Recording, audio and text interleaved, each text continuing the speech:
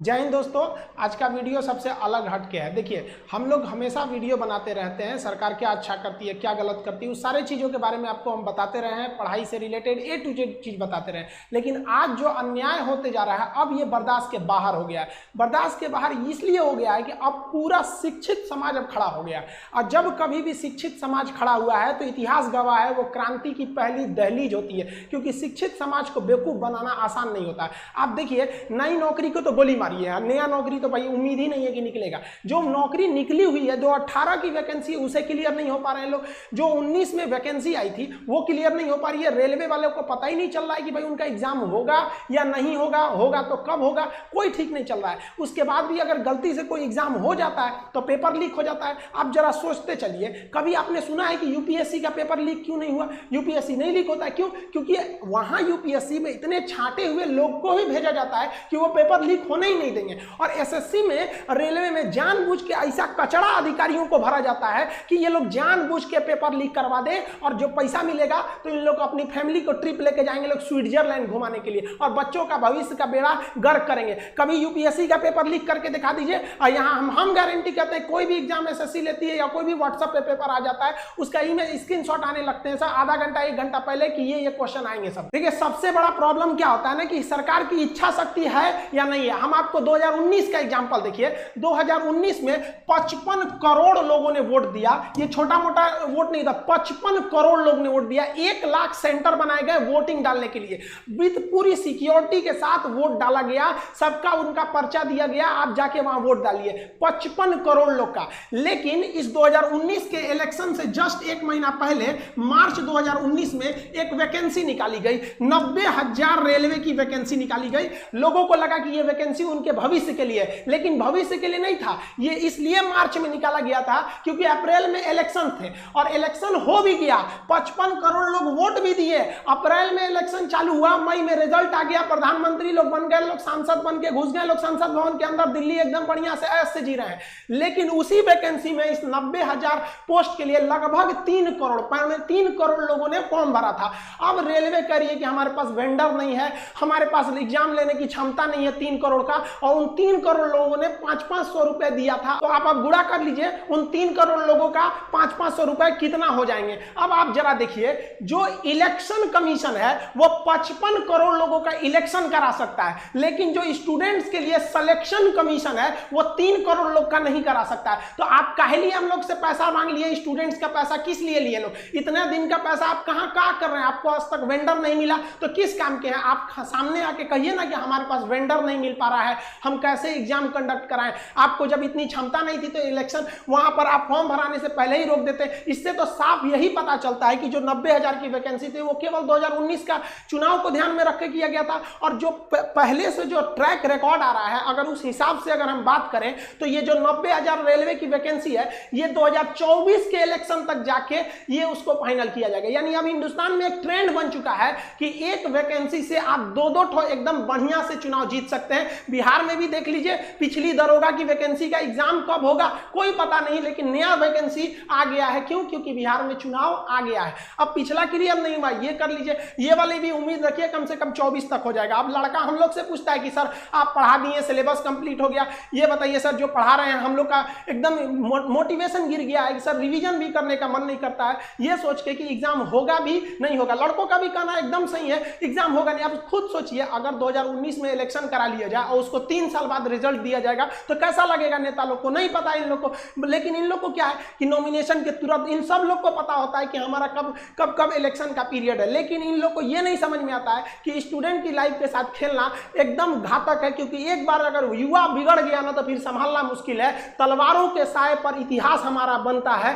जिस ओर जवानी चलती है उस ओर जमाना चलता है। गवर्नमेंट को नहीं भूलना चाहिए कि ये युवा ही है जिन्होंने इस सरकार को फर्श पे पड़ी थी, इसे उठाकर अर्श पे पहुंचा दिया। लेकिन जिस दिन युवा बिगड़ेगा ना, उस दिन अर्श से उठा के फिर फर्श पर फेंक देगा, टाइम नहीं लगेगा। जिसको आप धीरे धीरे देख रहे हैं, युवाओं के बीच में इतना क्यों खोल रहा है, मन क्यों खोल रहा है? क्योंकि युवा अपने आप को ठगा महसूस कर रहा है, और हमेशा पढ़े लिखे स्टूडेंट्स का ही आवाज दबाया जाता है। रीजन क्या है कि शिक्षा एक ऐसी चीज होती है ना जो आपके अंदर सवाल पूछने की क्षमता पैदा कर देती है। वो जानते हैं कि सोच रहा पढ़ लिख लेगा ना तो सवाल पूछने लगेगा। अगर नौकरी हो गई तो मेरे चुनाव की रैली में कौन जाएगा? एक पढ़ा लिखा इंसान इंसान, एक नौकरी करने वाला इंसान कभी नहीं जाता है रैली उली में। क्यों? क्योंकि वो यूट्यूब पे देख लेगा क्या भाषण है, ट्विटर पे देख लेगा। इसीलिए गवर्नमेंट चाहती है भाई साहब अनपढ़ रहो लोग, हमारी अलग अलग पार्टियां, 75 पार्टी हिंदुस्तान में, ससुरा 4000 से ज्यादा पार्टियां, उनका झंडा लेके ढोते रहो। लेकिन हम लोग को देखिए ये जो विवाद है ये कोई राजनीति से विवाद नहीं है। एक्चुअली क्या है कि जो भी स्टेट है उन स्टेट वालों की जो जॉब का एग्जाम है वो भी वही उसी हाल पे है जो रेलवे है, एसएससी है, आईबीपीएस है। ये जो तीनों चीजें ये सेंट्रल गवर्नमेंट के अंडर में आती है। अब आप बताइए अगर सेंट्रल गवर्नमेंट कोई अच्छा काम करती है तो गवर्नमेंट कहती है हमने किया, तो भाई गड़बड़ हुआ तो भी तो आप कहिए ना कि हमने गड़बड़ किया। ये क्या कि भाई अच्छा ठीक खराब हुआ तो हम नहीं किए। यहाँ पर आप ऐसे लोगों को जानबूझ कर दिया एसएससी, रेलवे, कि इन लोगों ने बेड़ा गर्क करके रख दिया। ये जो तीनों संस्था है ये टॉप रिक्रूटमेंट बॉडी है सब इन लोग का। इन लोग की वैकेंसी हम रिकॉर्डेड बता रहे हैं। मोदी जी ने भाषण में क्या कहा था कि हम हर साल 2 करोड़ जॉब लेंगे। ये हम अपने पास से तो नहीं बोल रहे हैं, उन्होंने ही बोला था। और इनका ही समर्थक इसी 2 करोड़ वैकेंसी की बात को लेकर युवाओं में एक उत्साह था कि अब हमें 2 करोड़ वैकेंसी देखने को मिलेगी। लेकिन आप गवर्नमेंट का ही डाटा देख के देखिए, हर साल वैकेंसी घटते जा रही है। जो 2014 में वैकेंसी एसएससी 16,000 दी थी, 2019 में 8,000 आ गया, आधा घट गया। आईबीपीएस जो 21,000 का भी वैकेंसी दी थी, 2020 में आते आते उसका केवल 1100 वैकेंसी पे बच गया। इतना भयानक तो भाई साहब कहीं पे भी नहीं हुआ। ये तो हमको लगता है कि ये सब जो आप देख रहे हैं, एसएससी हो गया, रेलवे हो गया, आईबीपीएस, ये सब कोरोना से भी ज्यादा खतरनाक है। सब ये स्टूडेंट्स के लिए कैंसर बन गए। इन सबको चेंज करना पड़ेगा। यहाँ पर सीईटी ले दो, क्या मतलब बनता है सीईटी ले आओ, लड़कों को पीटी में पास करा के फिर मेंस में लड़ाओ। वहां पर ये लोग किसी काम के नहीं। इन लोग में एकदम रिफॉर्म की जरूरत है। जब तक इन लोग की नौकरी पे सवाल नहीं आएगा, सीधी गवर्नमेंट को रूल बनाइए भाई साहब, जितना दिन तक एग्जाम लेट होगा उतने दिन तक इनकी सैलरी रोक लो। या आप सैलरी, इन लोग को पता है हमारी सैलरी थोड़ी ना रुकने वाली है। एग्जाम 5 साल जाए या 10 साल जाए या नहीं हो, कैंसिल हो जाए, कोई मतलब नहीं बनने वाला है। इन लोग को किसी चीज से मतलब नहीं है। इसी बीच में इन लोग को आप कुछ पूछिए इन लोग को, तो अभी कोरोना चल रहा है भाई साहब। कोरोना के बीच में क्या, कोरोना के बीच में सारा काम रुक गया? कोरोना के बीच में बड़े बड़े पॉलिटिशियन वाले काम हो गए सब। यहाँ पे लड़के ये प्रोटेस्ट कर रहे हैं, जेई वाले, नीट वाले, कि भाई साहब हम लोग को क्यों जान लेना चाह रहे हैं? आप कोरोना के बाद एग्जाम ले लीजिएगा। नहीं, कोरोना के बीच में ही लेंगे, कोरोना तो चलता रहेगा। तो भाई साहब आप रिजल्ट भी दे दीजिए ना, कोरोना चलता रहेगा। इसमें इन लोग की सबको कोरोना दिखता है, जब रिजल्ट की बारी आ जाती है तब। हमारी मीडिया का तो पूछिए मत भाई, इन लोग का लेवल ही अलग है, ये नेक्स्ट लेवल पे है। अभी क्या चल रहा है, सुशांत सिंह का मैटर छोड़िए। देखिए आप देखिए, सुशांत सिंह के साथ सबकी भावनाएं जुड़ी हैं, सब चाहते हैं उन्हें इंसाफ मिले, और मिलेगा क्यों नहीं जब सीबीआई लग गई है। लेकिन अब मीडिया को वेट करना चाहिए भाई साहब, सीबीआई का रिजल्ट आ जाने दो, अपने पता चल जाएगा। चुनाव हुआ उसके 1 हफ्ता बाद एग्जिट पोल दिखाते हैं सब, यहाँ सीबीआई घुस गई है, सीबीआई से ज्यादा इन लोग की इंक्वायरी चल रही है। रिया चक्रवर्ती क्या की, महेश भट्ट क्या किए, कौन क्या किया, अरे भाई साहब इनके पीछे पड़ा है सब। अरे भाई क्या मतलब बनता है, मीडिया को सजा देना है, सीबीआई को जो मिलेगा सजा देगा। अभी ये न्यूज खत्म होगा तो भाभी जी अभी प्रेग्नेंट है, इन पे अब चलेगा कि अनुष्का शर्मा जी ने चटनी खाया है, मतलब बच्चा को छोटा विराट को मन कर रहा है चटनी खाने का, आज चाउमीन खाएंगी, यही सब चलेगा। देखिएगा कम से कम 3 महीना ये ब्रेकिंग न्यूज बनेगा। लेकिन बच्चा भूख से मर रहा है, स्टूडेंट बाढ़ में परेशान है, उसका कॉपी किताब बाढ़ में दह गया, इससे कोई दिक्कत नहीं है। स्टूडेंट भाड़ में जाए, मजदूर भाड़ में जाए, इससे कोई मतलब नहीं है। रिजल्ट आएंगे सबकी नई टाइम से, इनको मतलब नहीं है। लेकिन ये लोग ब्रेकिंग न्यूज बनाएंगे, ऐसे जो फिल्म इंडस्ट्री होते हैं। लेकिन जो विद्यार्थी है, जो इस देश का आगे का भविष्य, उनसे कोई मतलब नहीं है इन लोग को। देखिए युवाओं में जो एक गुस्सा था, वो गुस्सा धीरे धीरे एक बारूद बन गया, अचानक फूटा। वो कभी भी नरेंद्र मोदी जी को उम्मीद नहीं थी कि ये रिकॉर्ड बनाएंगे 3.5 लाख डिसलाइक का। हम लोग ये कल्पना नहीं किए थे कि इन्हें कमेंट ऑफ करना पड़ेगा। हालांकि मोदी जी के अक्सर वीडियोज में कमेंट ऑफ रहते हैं, ये मुद्दा नहीं है। लेकिन एक प्रधानमंत्री के वीडियो पे 3.5 लाख डिसलाइक चले जाना, और मतलब लाइक से 10 गुना डिसलाइक जाना, ये क्या मतलब बना रहे हैं? आप सड़क मूवी के ट्रेलर को पीछे करना चाह रहे हैं? अब समझ में आ रहा है आप लोग को, टाइम रहते सुधर जाना चाहिए किसी को भी, वरना अंग्रेजों ने भी यही गलती किया था। उन्होंने कहा था कि ये लाठी लेने वाला गांधी क्या करेगा, ये भगत सिंह क्या करेगा, खुदीराम बोस क्या करेंगे लोग, पता चल गया क्या कर लेंगे। तो स्टूडेंट को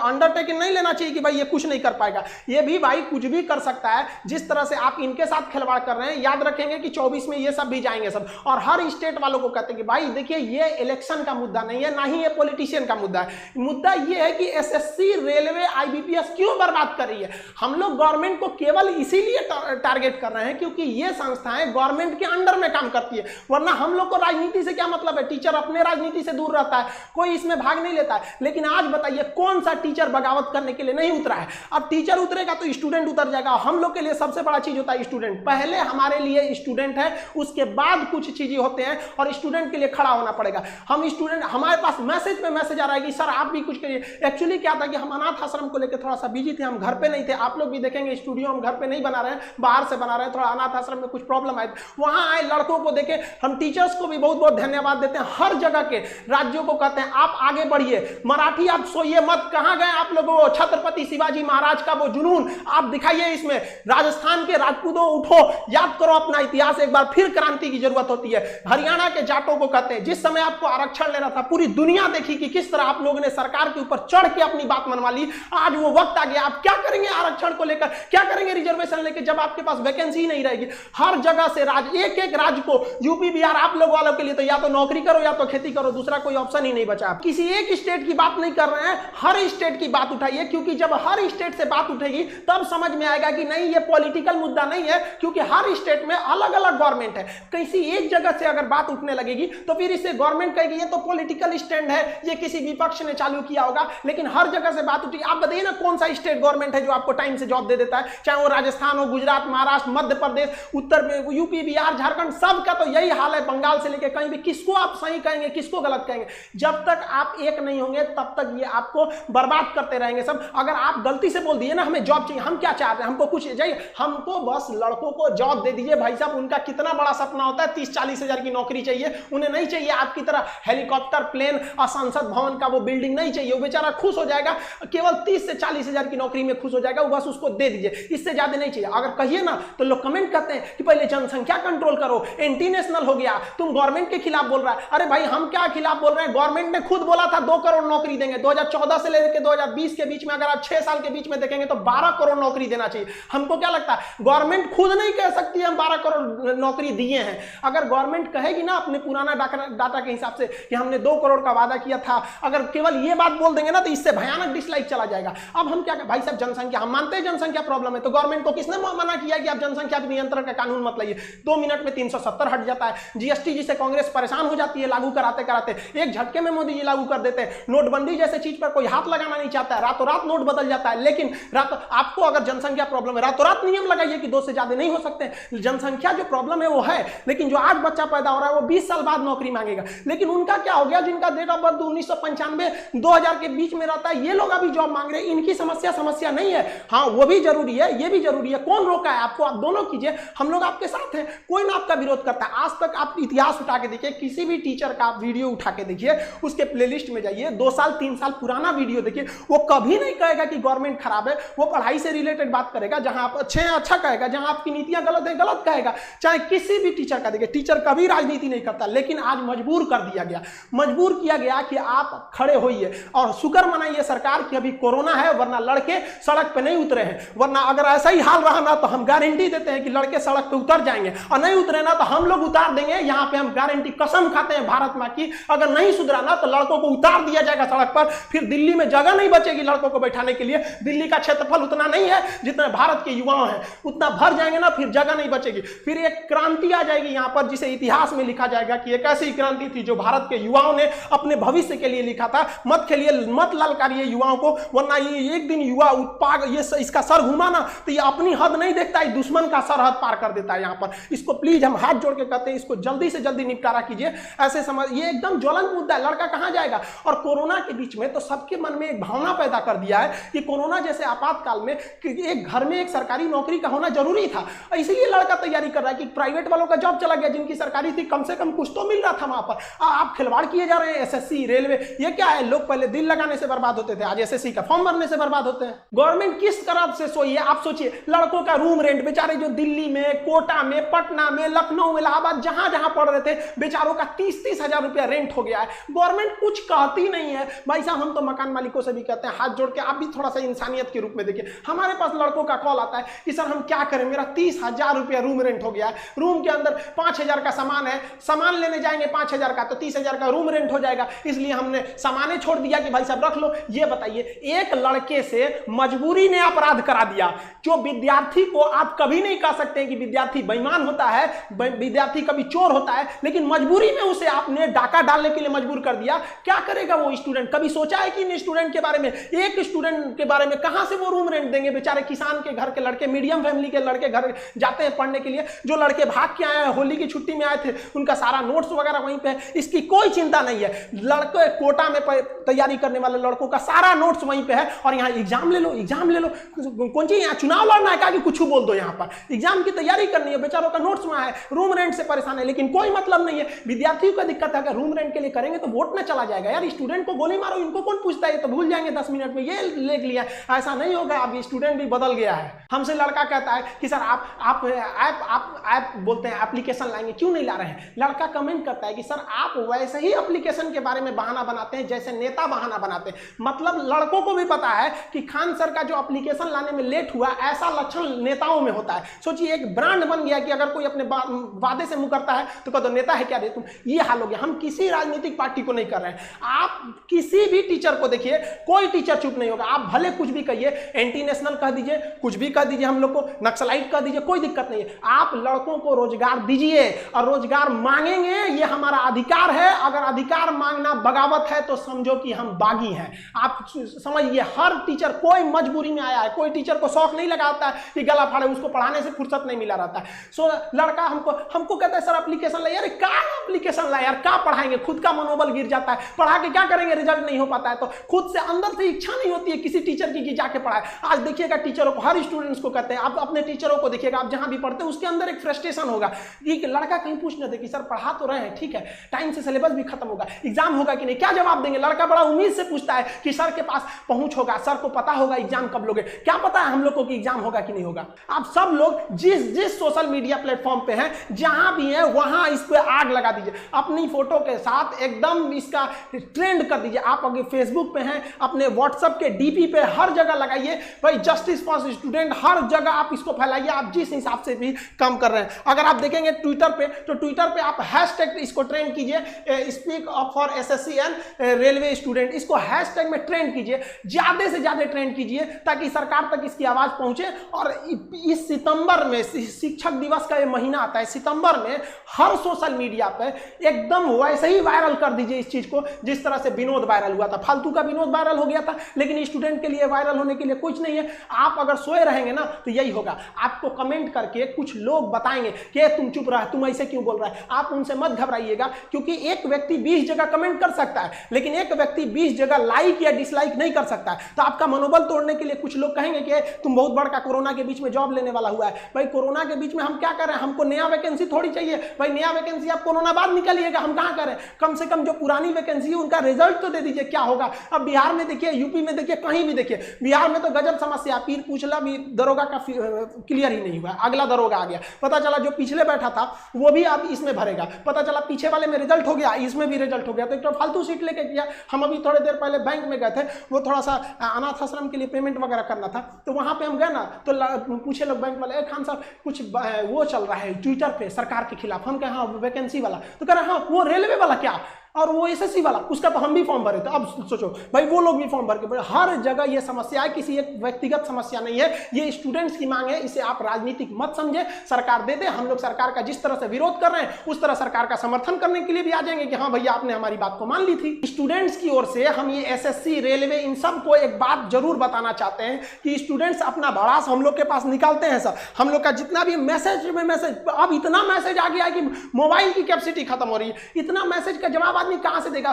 सबका एक ही बात है, सर वैकेंसी वैकेंसी वैकेंसी, जो एग्जाम है उनका डेट कब आएगा, नकल कब रुकेगी, इस सब के लिए आप बात उठाइए। वरना कोरोना के बाद जो एक भीड़, एक आग उबल रहा है स्टूडेंट्स के बीच में, उसे रोक नहीं पाएगा कोई। आप ऐसे देखिए कि शिक्षक, हिंदुस्तान का आप छोटा या बड़ा कोई शिक्षक देखिए जो आज बगावत के लिए नहीं खड़ा है। तब ऐसे स्टूडेंट, आप किसी कोई अनपढ़ व्यक्ति अगर ऐसे कर रहा है जिसको कुछ नहीं पता है तो समझ में आता है कि चलो ये किसी के सिखाने में बगावत कर रहा है। कोई शिक्षक ऐसे पागल नहीं हुआ है जो अपना पढ़ाई लिखाई छोड़ के आपको बगावत करेगा। स्टूडेंट से हम कहना चाहते हैं कि आप हम लोग की शक्ति है, आप धीमे मत पड़िएगा।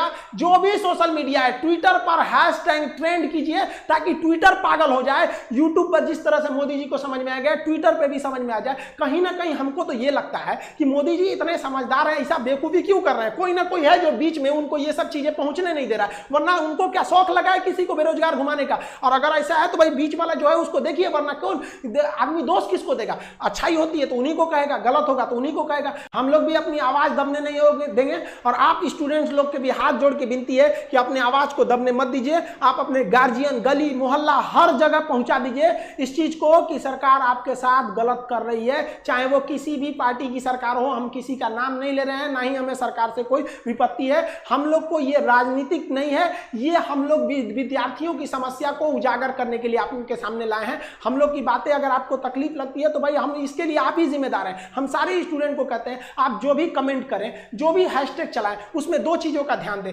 कहीं भी हिंसा को बढ़ावा देने वाला काम ना करें और अभद्र भाषा का प्रयोग ना करें, क्योंकि अगर इस तरह का प्रयोग करेंगे तो फिर सरकार को एक बहाना मिलेगा आपके इस आंदोलन को कुचलने का। आप एकदम अहिंसक रूप से, एकदम सभ्य तरीके से अपना विरोध दिखाएंगे और हम ये उम्मीद करते हैं कि ये गांधी का देश है, एक दिन हम जरूर जीतेंगे। रात कितनी भी बड़ी क्यों ना हो, सुबह होने से नहीं रोक सकती है। सफलता एक दिन में भले ना मिले, लेकिन एक दिन तो जरूर मिलेगी और ये विद्यार्थी अपना इतिहास अपनी हाथों से लिखेंगे। ये वादा है, अगर विद्यार्थी एक साथ जुटे तो सरकार को झुकना ही पड़ेगा। मिलेंगे नेक्स्ट वीडियो में, तब तक के लिए जय हिंद।